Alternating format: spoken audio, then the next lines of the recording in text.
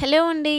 Welcome back to our channel. ఈరోజు వీడియోలో మినపప్పు లేకుండా దూది లాంటి మెత్తని దోసలు ఎలా వేయాలో చూపిస్తానండి.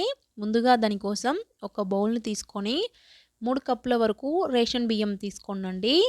దోసల బియ్యం కానీ రేషన్ బియ్యం కానీ తీసుకోండి. అండ్ 1 స్పూన్ వరకు మెంతుల్ని కూడా యాడ్ చేసుకోండి. ఎప్పుడు దోసలకు వేసినా స్టోర్ బియ్యం మాత్రం తీసుకోనండి. సన్న బియ్యం మాత్రం అస్సలు తీసుకోవద్దనమాట. సన్న బియ్యం తీసుకుంటే దోస అనేది గట్టిగా వస్తుందండి. అండ్ ఇప్పుడు ఈ బియ్యంని మెంతుల్ని 3-4 సార్లు వరకు శుభ్రంగా వాష్ చేసుకొని పక్కన పెట్టుకోండి. అండ్ ఆ తర్వాత వేరొక బౌల్ని తీసుకొని 1 కప్పు వరకు అటుకుల్ని తీసుకోనండి. ఈ దోసల కోసం కొంచెం మందంగా ఉండే అటుకుల్ని తీసుకోనండి. అండ్ ముందుగా మీరు ఏ కప్పుతో అయితే బియ్యం తీసుకున్నారో అదే కప్పుతోటి అటుకుల్ని తీసుకొని ఒకసారి శుభ్రంగా వాష్ చేసేసుకొని ఈ అటుకుల్ని బియ్యంలోకి యాడ్ చేసుకోండి. అండ్ వీటిని ఒకసారి బాగా మిక్స్ చేసుకోండి. బియ్యము అటుకుల్ని యాడ్ చేసుకొని అండ్ దీంట్లో ఇప్పుడు 1 కప్పు వరకు ఫ్రెష్ పెరుగుని తీసుకోవాలండి. అండ్ పెరుగుని కూడా యాడ్ చేసుకొని ఒకసారి బాగా మిక్స్ చేసుకున్న తర్వాత అదే కప్పుతోటి కప్పున్నర వరకు ఫ్రెష్ వాటర్ని అంటే మంచినీళ్ళని యాడ్ చేసుకోండి. ఫ్రెష్ పెరుగుని మాత్రమే తీసుకోండి. కొంచెం పుల్లగా ఉన్న పెరుగుని తీసుకుంటే మనకి దోస పిండి అనేది 2-3 డేస్ ఉన్నా పాడవకుండా ఉంటుందన్నమాట. ఆ తర్వాత బియ్యంని 5 అవర్స్ వరకు నానబెట్టుకోవాలండి. అండ్ 5 అవర్స్ నానిన తర్వాత చూసారు కదా, దీన్ని ఇప్పుడు ఒక మిక్సీ జార్లోకి యాడ్ చేసుకొని మెత్తగా గ్రైండ్ చేసుకోవాలండి.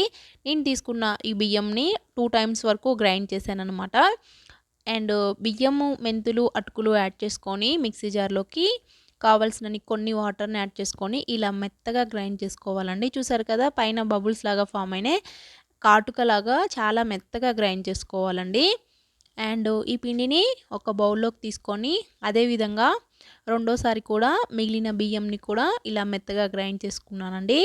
అండ్ ఇప్పుడు ఈ పిండిలోకి 1 స్పూన్ వరకు సాల్ట్ యాడ్ చేశానండి. మీ టేస్ట్కి సరిపడా సాల్ట్ని కూడా యాడ్ చేసుకొని పిండిని ఒకే డైరెక్షన్లో కలుపుకోవాలండి. ఎప్పుడైనా సరే ఒకసారి ఇలా బాగా గరిటెతో కలిపేసుకొని ఇప్పుడు ఈ పిండిని నైట్ అంతా కూడా పులియనిచ్చానండి. అంటే నైట్ టైము ఇలా గ్రైండ్ చేసుకొని మార్నింగ్ టైం నేను బ్రేక్ఫాస్ట్ కోసమని ఈ దోశల్ని ప్రిపేర్ చేసుకున్నాను. అండ్ పిండి చూసారు కదా, నైట్ అంతా కూడా బాగా పులిసిందండి. పిండి అనేది చాలా పర్ఫెక్ట్గా మనకి దోశలు అనేవి బాగా వస్తాయి అన్నమాట. అండ్ ఆ తర్వాత ఇప్పుడు పిండిని ఒకసారి బాగా గరిటెతో మళ్ళీ కలపండి. పిండిని ఎప్పుడు కలిపినా సరే ఒకే డైరెక్షన్లో కలపాలి. అండ్ ఎలా పడితే అలా కలిపితే ఏంటంటే ఎయిర్ గ్యాప్స్ అనేవి పోతాయి అన్నమాట. అండ్ ఒకేసారి ఇలా నెమ్మదిగా కలిపిన తర్వాత నేను వేరొక బౌల్ తీసుకొని కావలసినంత పిండిని నేను తీసుకొని అందులో కొంచెం వాటర్ అనేది యాడ్ చేశానండి. పిండి కన్సిస్టెన్సీ తగ్గట్టుగా కొంచెం వాటర్ యాడ్ చేశాను. అండ్ ఈ పిండిలోకి కొంచెం వాటర్ని యాడ్ చేసుకొని ఇలా బాగా మిక్స్ చేసుకొని ఇప్పుడు దోశ వేసుకోవడానికి పిండి అనేది మనకి పర్ఫెక్ట్గా రెడీ అయిపోయిందండి. ఆ తర్వాత స్టవ్ ఆన్ చేసుకొని ప్యాన్ పెట్టుకొని ప్యాన్ బాగా హీట్లో ఉండాలండి ఈ దోశలకి. ఆ తర్వాత పిండిని 1 నుండి 1.5 గరిటె వరకు ఇలా పెనంకి స్ప్రెడ్ చేసుకోండి. కొంచెం మందంగానే వేసుకోవాలి ఈ దోశల కోసం.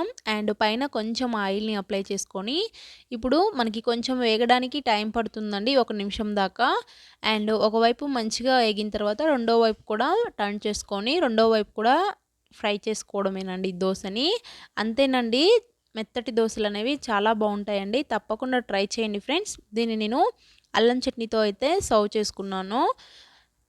ఈ దోశల్లో ఎటువంటి పప్పులేమి యాడ్ చేయకుండా మెంతులు, అటుకులు, బియ్యంతోనే చేసాం కదా. తప్పకుండా ట్రై చేయండి దూది లాంటి మెత్తటి దోశలు.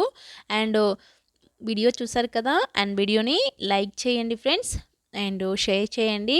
మన ఛానల్ని తప్పకుండా సబ్స్క్రైబ్ చేసుకోండి. మరొక మంచి వీడియోతో మీ ముందు